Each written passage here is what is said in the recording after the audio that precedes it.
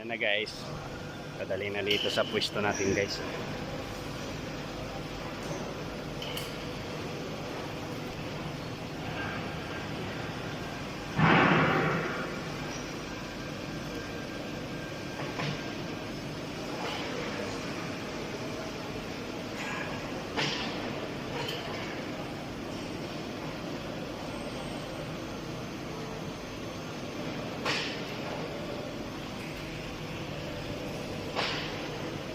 Meron na tayong gagawin guys.